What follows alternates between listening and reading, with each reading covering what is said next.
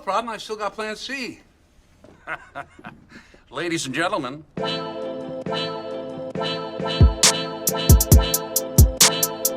Plan C podcast coming at you with a fun episode.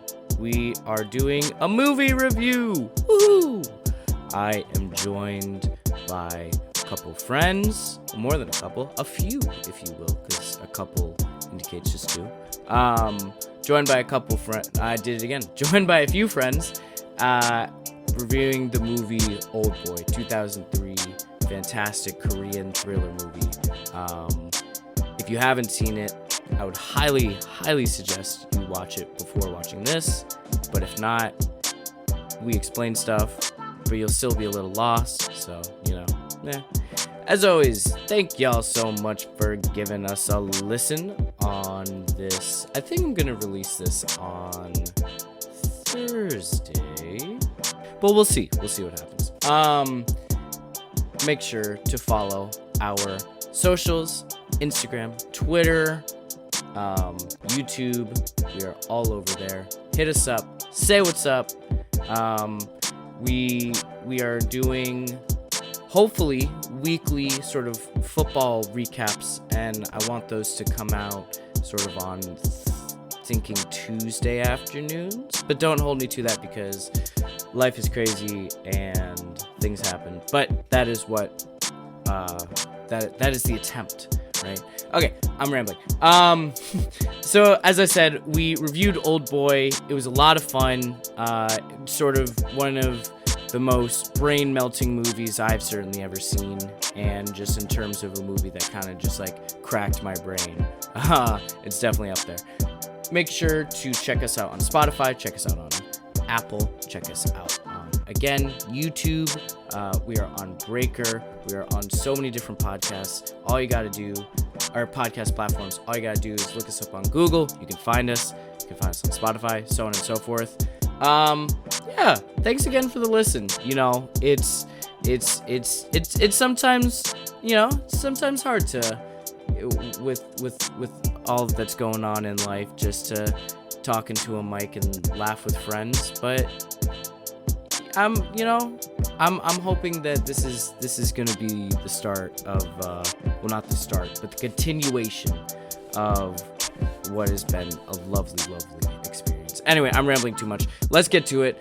Podcast, here we go. Welcome back. As I said in the intro, today we are talking about the movie Oldboy.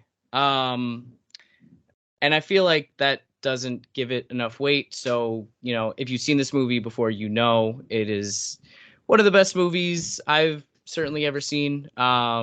But it also is a movie that when you're done, you're like, what the fuck did I just watch?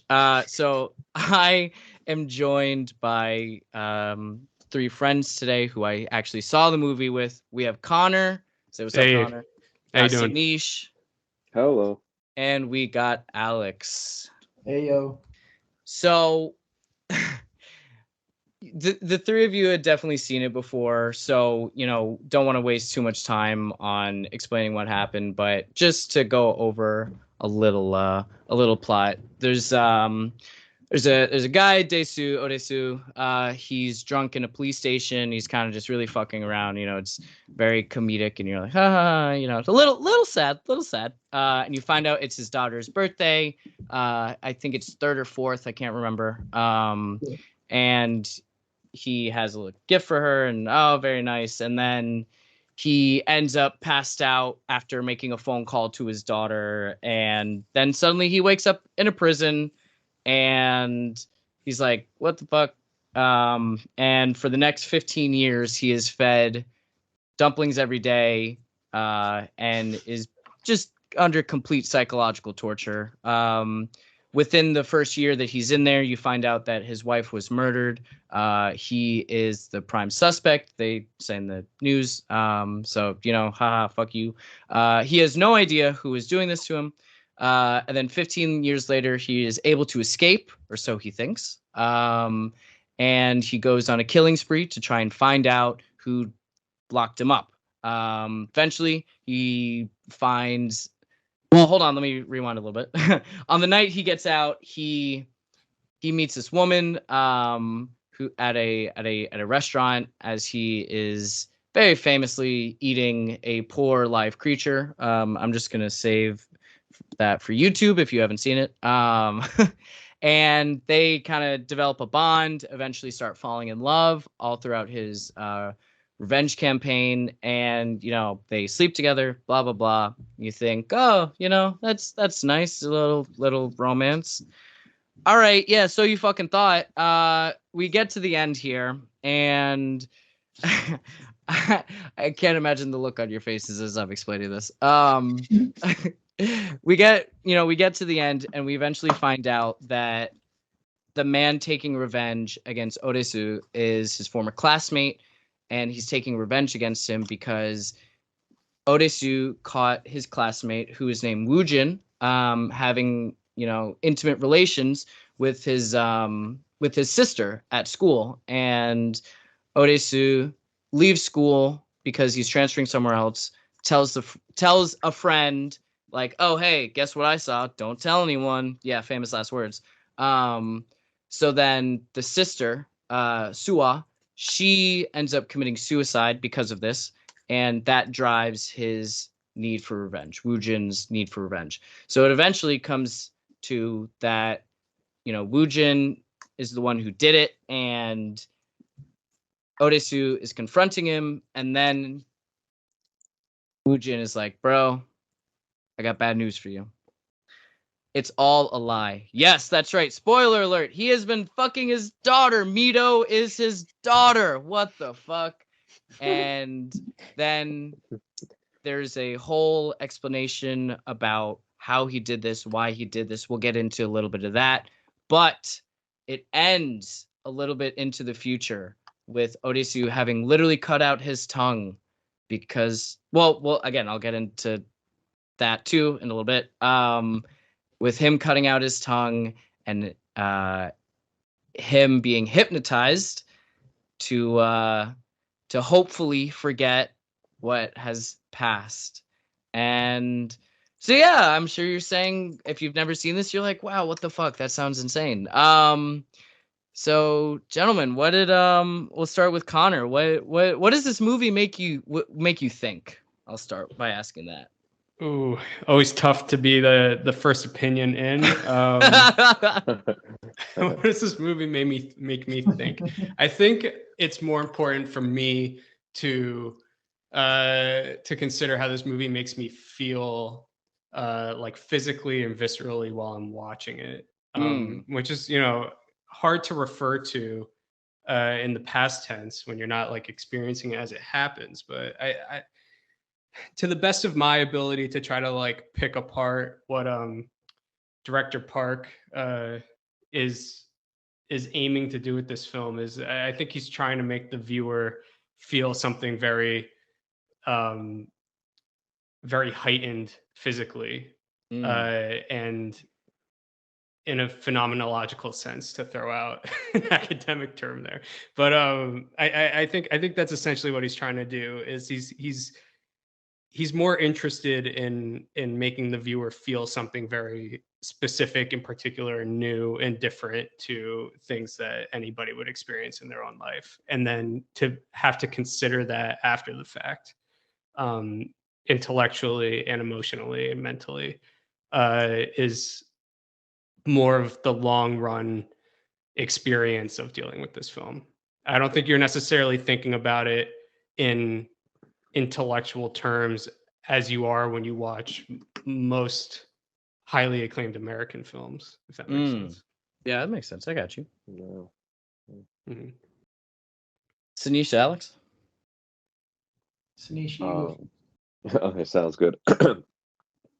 It's interesting when I like after watching this film, I thought more of myself as a filmmaker in terms of like what I would like to accomplish. It's like weird. The first thoughts I had in my mind were less about sort of the impact of the film and watching it as an audience member. That for sure came to me eventually, but my immediate like what I resonated with was sort of like being able to tell a story and getting to a point of that shock and awe factor that I would like to get to, and that then led to what I thought about it as an audience member viewing the story, taking all that in, because the reality of it is in the story is like Odesu is this is something that will haunt him for the rest of his life, albeit the ending, whether he was truly hypnotized or not.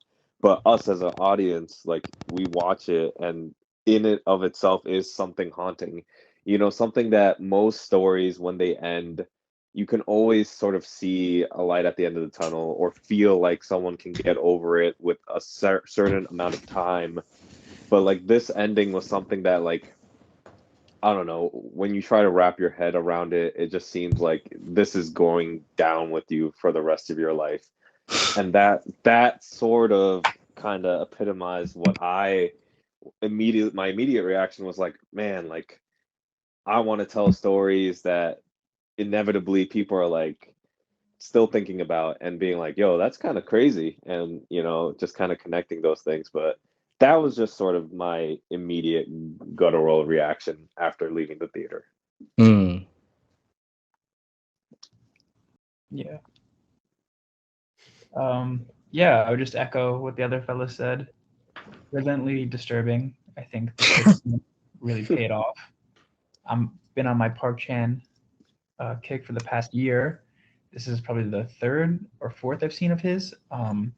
I would rank it number 2 in my favorite. I think Decision to Leave is still just like prime. He really developed himself. But I'm really just out here looking for my my me do. Oh my god! Not like that, bro. She was just gorgeous. Let me just say, she was very pretty. But Interesting like, takeaway, man. Interesting takeaway. I would just like the only plot. There's a few little plot holes I was a little annoyed with. Number Yeah, one, let's get into it. the age difference. Like, I get it. He was away for 15 years. He's a horny motherfucker. But like, that is the age of his daughter. If you put that together, like, she was 4, he was away for 15 years, so she was like 18, 19. I don't know. I mean, that's not a big one, but also the villain was great. I loved him, but again, to really plan 15 years of his life devoted just to this big payoff, I don't know. I wish he was a little more fleshed out. How did he come into that money was really my main question. I think it's his parents' money.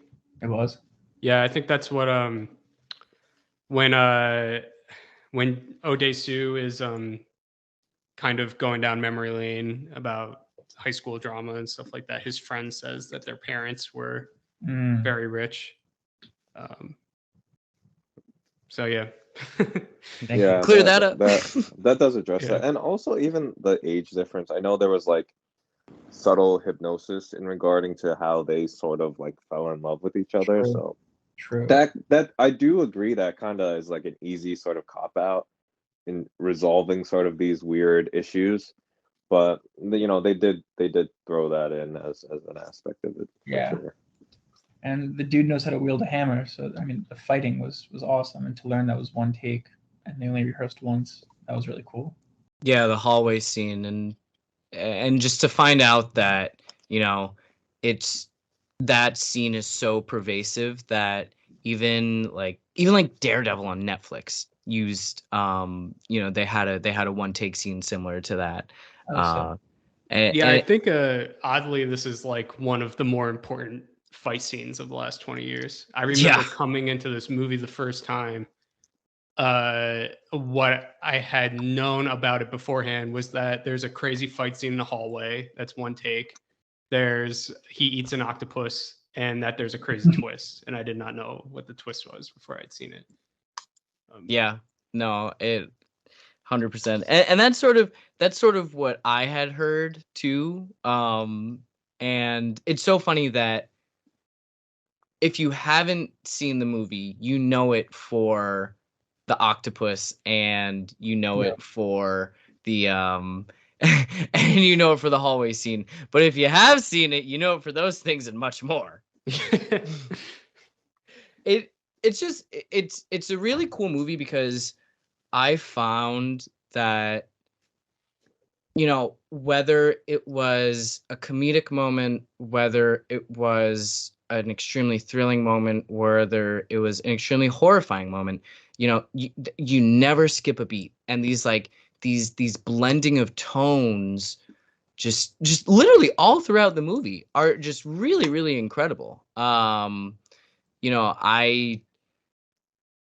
it it kind of reminds me of like some really dark manga called Berserk. And you're like, wow, if this wasn't funny, this would be really fucking depressing. And it's just sort of it's really cool to see somebody being able to paint with like so many colors within 2 hours. And for it to just all work so well. Yeah, I think that's probably Park Chan-wook's most prominent strong suit as a director. When I think of him first and foremost for his dark humor, because that's kind of what lasts with me the most from these films. Like something in this one that always makes me laugh. I've seen this movie probably 5 times now. Is when he is like right after he's released from the makeshift hotel prison that he's been kept in for 15 years. And he's in an elevator with a woman, and he's just like lying. Oh, yeah. Like Great scene. he physically doesn't know how to digest like the situation that he's been thrust into, because he has not he has not been in contact with another human being for 15 years, let alone someone that he could possibly have like sexual physical contact with. And he's just like gripping the wall and breathing heavily as the elevator's descending down the shaft. And it's just moments like that in all of his films that speak the most. That entire sort as of a director. like that entire sequence where he's like free, that it kind of it quickly built up Odesu and just sort of the tone of the film and the comedic aspect. Like even him speaking to the guy who is looking to jump off the building, and like even seeing the like his eventual fall, and the fact that it's a part of the comedy because he literally was like, I'm not listening to you, and walked away. And then you just see like this ragdoll guy jump, and you see him holding his little dog jumping, and I'm like, in theory that's messed up, but they put it together there where it's kind of funny, you know. And I was just like, wow, I'm getting the vibes already about this movie, you know. Yeah. And even like you think about when they're searching for the specific dumplings, like even that is played pretty comedically. Yeah. And it's so interesting to me that somebody can take finding your a captor's dumplings, you know, dumplings that you ate for 15 years, which like on paper is like, wow, that is so sad, and you know that sucks, man. But the fact that they play it comedically, I don't know. Again, it's just it's truly just a sign that I don't know, like we're always going to be able to tell stories. I mean, it's just impressive how fast he kind of can build his characters in a matter of moments. And like when you even think about the main villain and how you don't really see him for a little bit, and then you see when you do get introduced to him, you barely get to know him. But by the time the movie is finished, you get sort of this weird in-depth psyche of the entire of the villain. And I just think it's so impressive how we don't know, there's still a lot we don't know about him, but we know the important parts, and we sort of get his whole story and the reasonings behind it, and a lot of the parallels he has with Odesu. And I'm kind of just blown away with how quick and efficient uh Park is with developing characters with, like, you know, minimal scenes, you know. He is a master of insert shots that truly, you know, an entire novel can be read into the image that he creates. Agreed.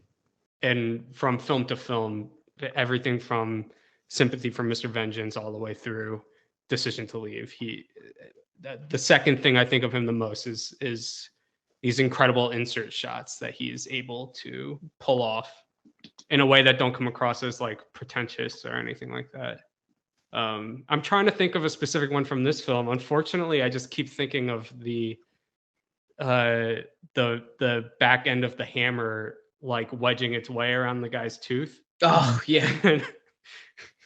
I think if there's anything about this film that I think maybe detracts from it is that I do think its gruesome aspects kind of like outweigh the rest of it, but I don't know what this movie would be without said gruesome aspects. Yeah, no, I my agree. bad. No. I do. I agree. It's like weird thinking about that because it's like it feels like it's overpowering it, but at the same time, it'd be really weird to imagine it without it. That's it. That is an interesting point. Something. Yeah, it's like the general aesthetic of what this movie is kind of like horribly provocative scenarios wedged within this like Greek mythological melodrama at hand. Yeah, This like tragic, this like very classical tragedy that's playing out. Yeah. It is very Oedipus like. I now that you mention, Greek tragedy and all that. Yeah. I think that's Yeah, his name no. is supposed to Yeah, reference it's a Oedipus. ripoff. Yeah. Not a ripoff. I'm Odysseus, sorry. Yeah, Odysseus, Oedipus. Oedipus. Yeah. Oh, yeah, It's no, you're right. homage. Never realized that. He takes his tongue instead of his eyes. Yeah, instead Yeah. of blinding himself. Yeah. I think of that even. I take that a step further to be like, if you look at Oedipus, the text, as being about this idea of predestination, this kind of fate versus destiny question that comes up in old literature over and over again. It's interesting how he takes that and he kind of, you look at the villain of this film, Lee Woo-jin, as kind of the epitome of like capitalism run amok in South Korea, like at the turn of the century. And early on in the film, he asks Ode-soo, like, you've been released from a prison. How does it feel to just be within a larger prison? Something akin to that. Not verbatim what he says, especially considering that we're talking about translated subtitles, and I don't speak Korean, so I don't actually know what he's saying. But it is kind of, I think you can read further when you're watching this film of kind of this severe distrust that Korean people have of what capitalism is doing to their, like what Americanism is doing to their society, and kind of like, are they creating predestination for themselves, something that they can't escape, where their lives are just being decided for them by these. Yeah, no, I agree. I mean, heck, his true freedom, ironically, would have been better if he stayed in that tiny prison. And Yeah. I think if he knew what was out there for him in any capacity, he probably would, like in theory, at the end of the movie, if he had the ability to go back in time and never be released, he probably would, And he also has an opportunity to kill Lee Woo-jin before he even says the truth. But he's like, nah, I want the truth. Like, come on, bro. And he would have avoided all. I mean, granted, it's still like, we know, but he, he would have been fine. Ignorance is bliss, my boy. Yeah, right? That's the other thing I can never stop thinking about this movie is that, like, I know Spike Lee made a remake of this in 2013. I haven't seen that one since it came out, and nobody talks about it anymore. And if you don't mind me spoiling the ending, if you really don't mind, please do. For a brief second. In that with one, Josh Brolin, right? Yeah, in that film, the Ode-soo character, I have no idea what his American name is in that movie, but the character returns to the hotel and asks them to just put him back in the hotel. Oh, wow. His life in prison. Yeah. Damn it's so Spike. interesting compared to this one where he's like, I would just rather live in bliss, not knowing the things that I know. Interesting. That's very That interesting. doesn't hit as hard, I think.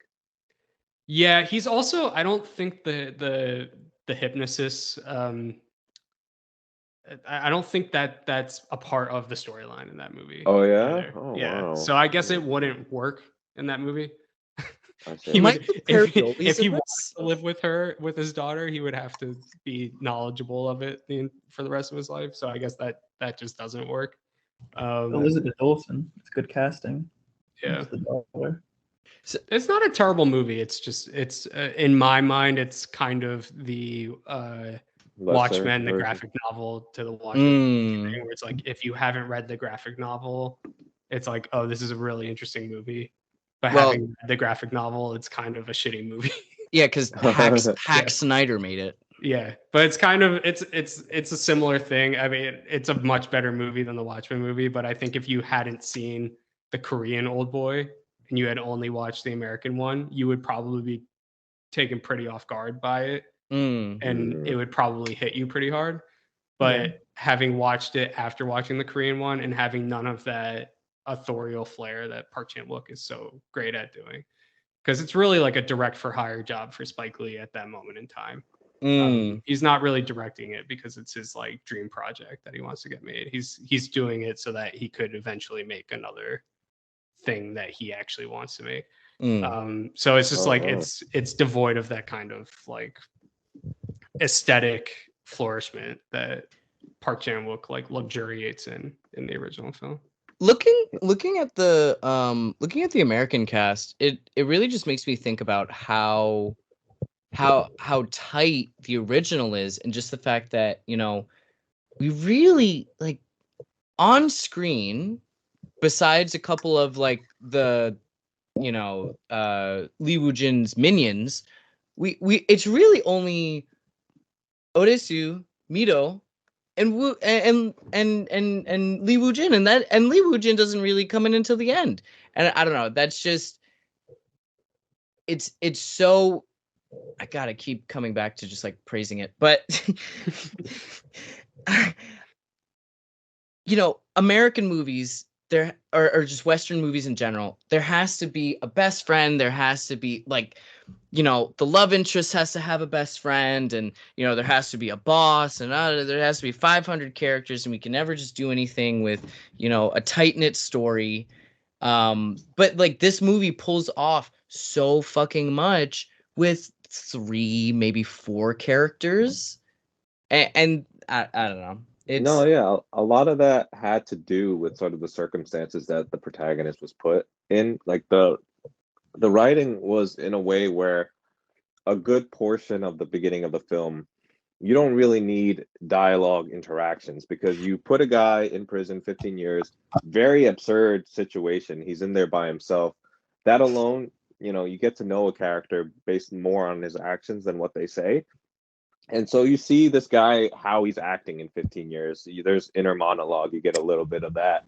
But then once he's out, it's literally more, not to say it's devoid of dialogue, there is, but it's more action-based filmmaking in which you see a guy do something, you get to know him because he does some zany stuff, but appropriately so. And I feel like the movie was set up, the story was set up in a perfect way where you don't need a lot of conversation, you don't need a lot of characters. Like we can watch this guy live out his like life outside of prison for a good amount of the movie because it'll be super interesting, you know? Yeah, I almost wish there was like maybe like a 5-episode miniseries interlude of just like Odesu's antics Life. getting out of Yeah, I agree. getting out of this. I agree. Going to like the equivalent of the John Wick weapons guy. Yeah, exactly. Or even beyond that, kind of like the Kimmy Schmidt stuff. where Oh it's my like, God. Yeah, your return to society, and you're just trying to like understand what life is like now. Yeah, no, it's definitely an interesting thought. And it would be funny if, you know, for like the 30th anniversary, they're like, guess what we're making, guys? Oh my god. Straight to Netflix. I love when he gets in the fight with the just like the kids in an alleyway early on in the movie when he gets out, and he's just like, one, he just wants to see if he knows how to fight because he's just been mimicking boxing that he's been seeing on TV and like Bruce Lee movies that he's been like trying And to punching learn walls. the moves from. Yeah, and punching walls in the hotel room. And also the kids call him a fucktard. I don't know if we're allowed to curse here. Sorry. Hey, go curse, go crazy. And he's I have like- no sponsors. And he's like, TV doesn't teach you new slang as it's Yeah. so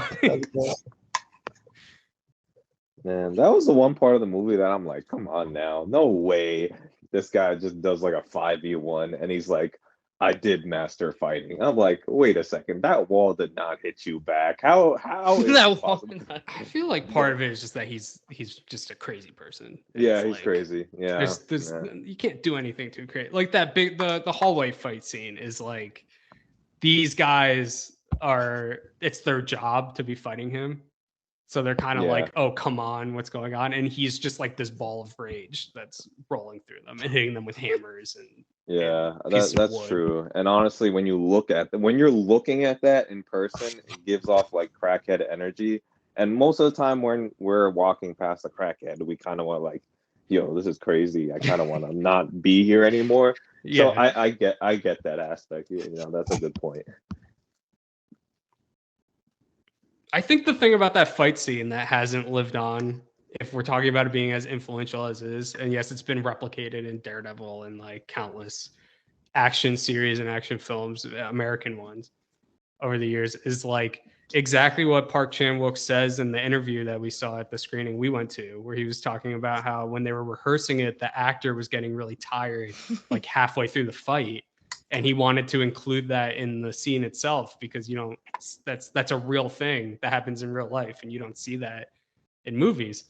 But like the aesthetics of the hallway fight have been replicated, but not that aspect of it, which seems like was the most important aspect of Park Chan-wook. Yeah, It's like just- he's it's down funny, on it's his the- knees at one point. he's breathing heavy. He just Yeah. yeah. Yeah.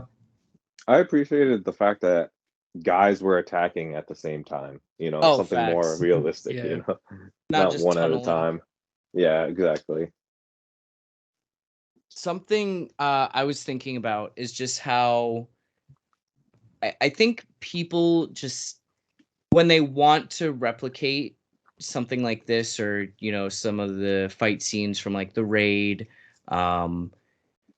just these really really pervasive fight scenes, I think they like try and do too much with it, and they're like, oh, I got to put my own spin on it, this and the third. And then you kind of fail to capture what makes the original so great. Like Connor, as you mentioned, it's he's really tired. And another thing about the one shot is like that happened because of budgetary issues, right? Didn't he say that during the interview? I think he said, I think beyond budgetary stuff, he was basically like, he doesn't enjoy shooting action scenes. So he was trying to figure out the fastest way to do it. And it like occurred to him watching the actor get tired that he was like, oh, we could just do this in one take. Like he'll be really tired at the end of it, but then we're done. We don't have to continue going for days and days on end. Because when you're watching like John Wick, in one fight scene in any of those movies takes like weeks for them to shoot. Yeah. Yeah. Just thinking about John Wick, actually, something I really like about not just the hallway scene, but just the movie in general is like, it's really just like gritty, and I know there's film grain and all that, but it like, there are parts of the movie where you're like, wow, this looks disgusting, like in the best way. But there's just like shit everywhere, whether it's on the set or whether they're just like there are like greasy fucking underlings that are trying to fight Odesu, and that's something that I think nowadays, or just other inspirations, have missed, is that like all of these little elements added up make it. It's not just like, oh, hey, like let's do a 1v10 and it's going to be lit and I'm going to do it in a one shot, so it's going to be just like Oldboy. Yeah, I think why a lot of movies don't hit as hard is because of a lot of the times it doesn't really draw upon the characters' motivations and like what they're turning into. You sort of look at what the character's turning into, their motivations, and then you can kind of develop a world around them and sort of where they're going, what they're doing in it, and things of that nature. And I think because of this greasy, disgusting part of the world that is being shown in Old Boy, it kind of just, I feel like you see Odesu turn into that before you see the outside world have all that. And I think that goes to the themes of the film of like predetermined destinies and things of that nature. Like he's literally drawn to it. He can't help it. He needs to go to those spots because that's where he feels inclined to be. And it's just a sort of self-reflection of who he is. It's like literally a fly being drawn to trash. That's literally what it kind of is, and sort of what the antagonist provokes him, saying that's like what he is. And I feel like movies don't really envelop it as much, and I think that's why this hits harder than some movies that gloss over that. Mhm. There's also like allusions to Frankenstein, limited ones, but throughout this film, and I always find that really interesting. That Odesu is kind of like this monster that Lee Woo-jin spent 15 years developing, just to like unleash onto the world. Good point. Oh, yeah. I never thought about it like that. That's yeah. I love the way he looks with his like crazy hair and his goatee, his like disheveled. seemingly really expensive suit and shoes that he's put in. It's perfect because he like gets those sunglasses from that woman. So like everything about him is sort of prefabricated from other parts of like another person, or like him just looking like disgusting and a mess. No, I never thought about it like that. That's cool. If you were to like pinpoint it, or just to black and white, would you say that Lee Woo-jin in the end, like, do you think he was successful in what he was trying to do? Yeah. Like yeah, would you say he quote won? Yeah, that was his purpose in life, I think. Really, he devoted the last 15 years to getting that sweet revenge. It's strange to me to think about this story in those terms, which is probably why it's difficult to replicate what this film's doing in any, like, even aside from remaking it. I think there are other films that are trying to like tap into the same provocative nature of this movie, and they don't succeed to the same extent. I think it's because the more I think about this movie, the more I think it's again, like, I think what Park Chan-wook understands is that this is just the self-destructive tragedy. It's like from the second that from the second that Lee Woo-jin and his sister are seen by Odesu when they're like 16 years old, it puts them on a path towards destroying each other.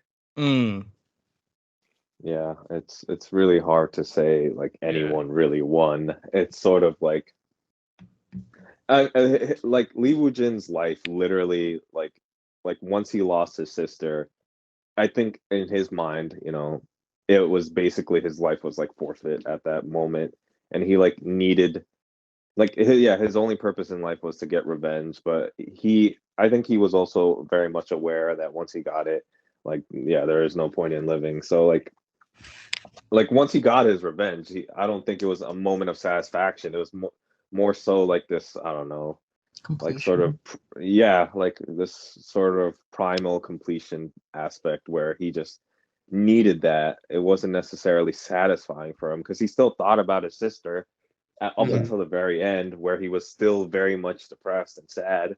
Right. So it was very much a lose-lose sort of scenario for everyone involved, really.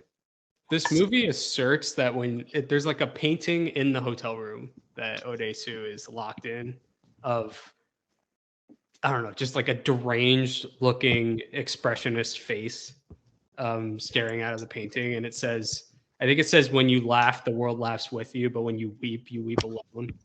Mhm. And there's like an aspect to this movie that whenever a character is laughing, they're actually like bereaved and they're actually sadder than they've ever been before, but they're laughing because it's more vulnerable to cry rather than laugh. And you see Lee Woo Jin laugh a lot in this movie, but I don't think he's ever actually laughing because he's like pleased at what's happening around him. It's an Yeah, interesting it's- observation. Yeah, it's almost like he's an arbiter for vengeance, and Yeah. he's not really in control. Classic Lee Woo Jin. Well, you see with Odesu, it's like when when the guy jumps off the building, like right when he gets released from the hotel room, he starts laughing as he's walking away from the car.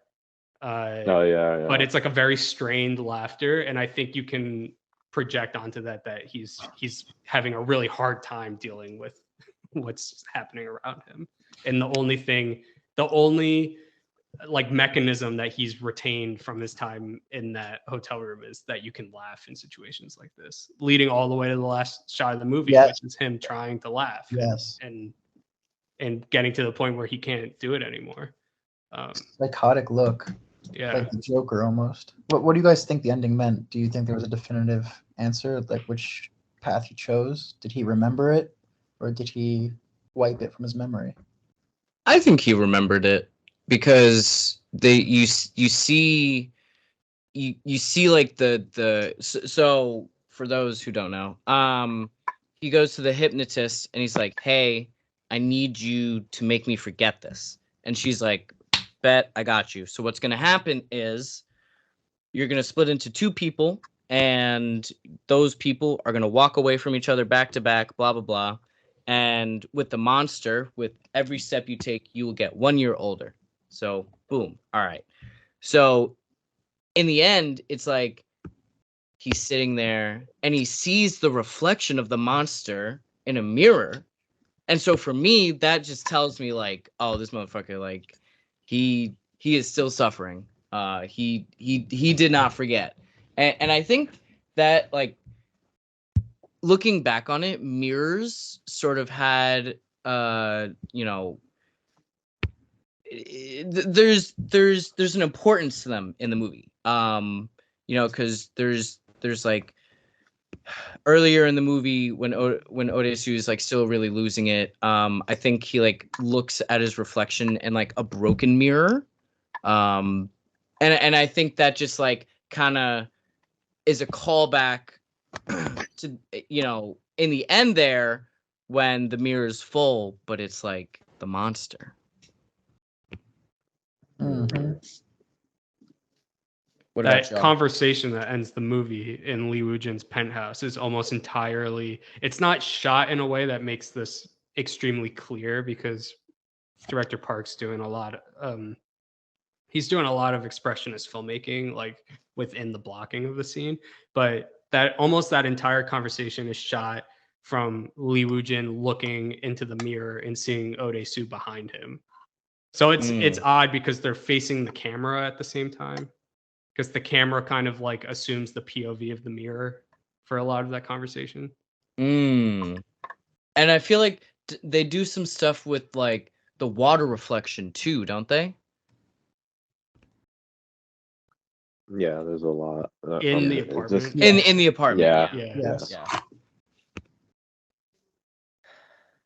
You know, Um, it's interesting because I feel like I don't know. There's a beauty to how you know he ended the film where it's up to interpretation, which I know a lot of people, you know, not necessarily the biggest fans, not having a clear resolution, but just thinking of the possibilities of both scenarios is pretty, complex and mind-boggling and interesting. But my personal take, I feel like just because of that lasting image of him trying to like laugh slash ugly crying looking, I think what actually left him was more of the humane side of him, and what's left behind is the monster.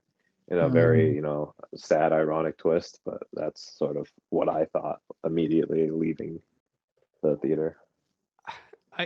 I have like kind of a different take about this. I think it relates to the way that Park Chan-wook makes movies and maybe the way he thinks about these things. But like, I feel like even though he may not remember that he is in love with his own daughter and having an incestual relationship with his own daughter, I feel like he's still at an elemental, like physical level within his flesh knows that something is not right.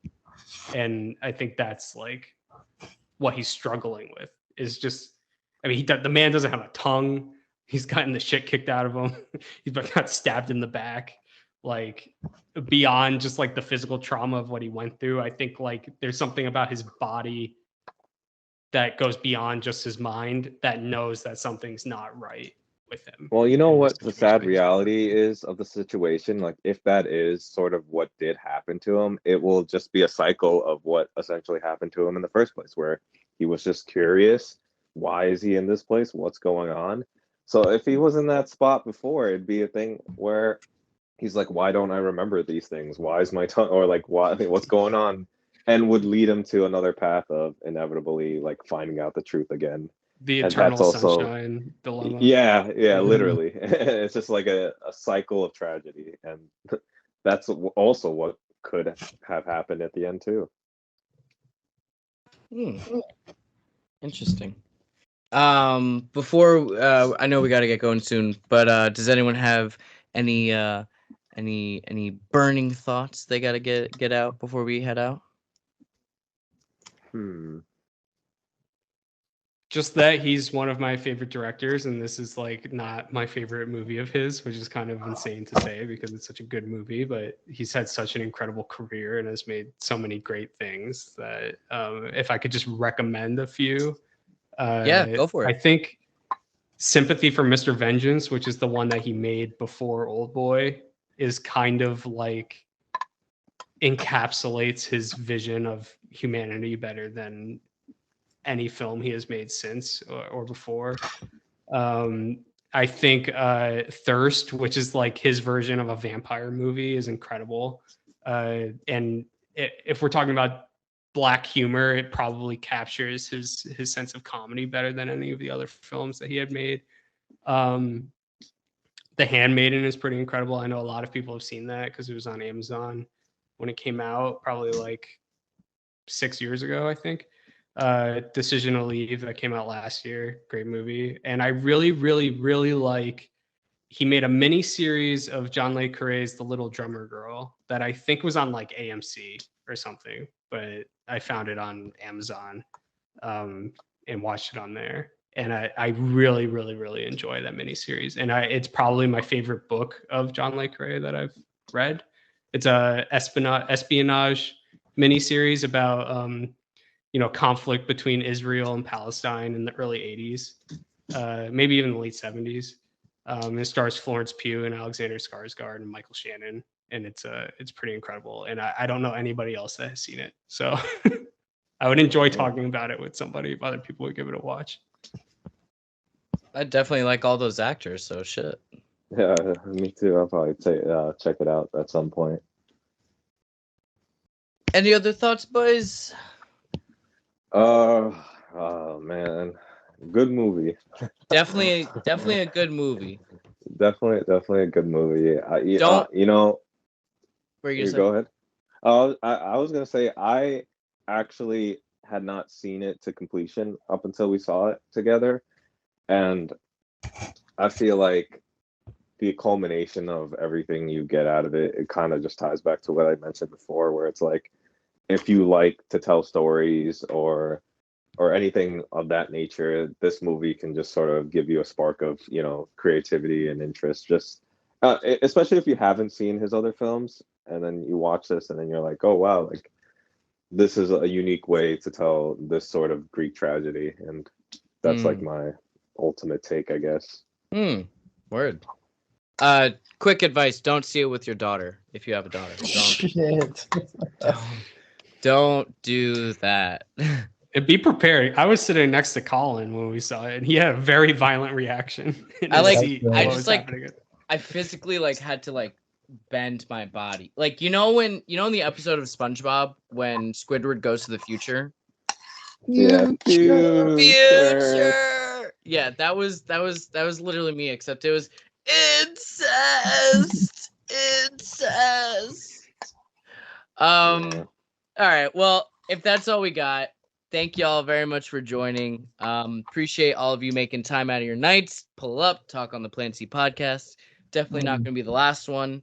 Connor, you got something to plug? Oh, I do my own movie podcast with a friend of mine named Cole. It's called Above the Title. And we look at the careers of movie stars and great actors. And right now we're looking at the career of Colin Farrell. We have a backlog of episodes, but we don't want to publish anything about struck work while the strikes are going on. So we're on a brief hiatus for the moment. And hopefully when the strike ends, we will start publishing episodes that we have recorded in the meantime. But And there we again, go. Above the Title pod, Admirable. Saneesh has been on it. Hopefully Colin Yes. and Alex will be on it at some point. 7 I had a great psychopaths. time. I had a great time on that. Mhm. They're long episodes, so you can fall asleep during them. And Can't wait. if you love hearing about filmmakers that you probably don't know about, or actors that you might recognize but don't know Their deep names. knowledge of their careers, you get a lot of that. Sounds good. Alex, Saneesh, anything to plug? Just want to shout out that Danish motherfucker, Nicholas Winding Renf, for the amazing Q&A at the theater of IFC after. Highly recommend checking that out if you can, if that's anywhere. But I'm sure it's on YouTube. what a delight that was. That Yeah. was was- certainly If it's not on interesting. YouTube, it's definitely going to be on the Neon release True. of this movie. Quick shout out to who am I shouting? Oh, I guess my production company, the Golden Cut. You can follow us on Instagram, _Golden Cut.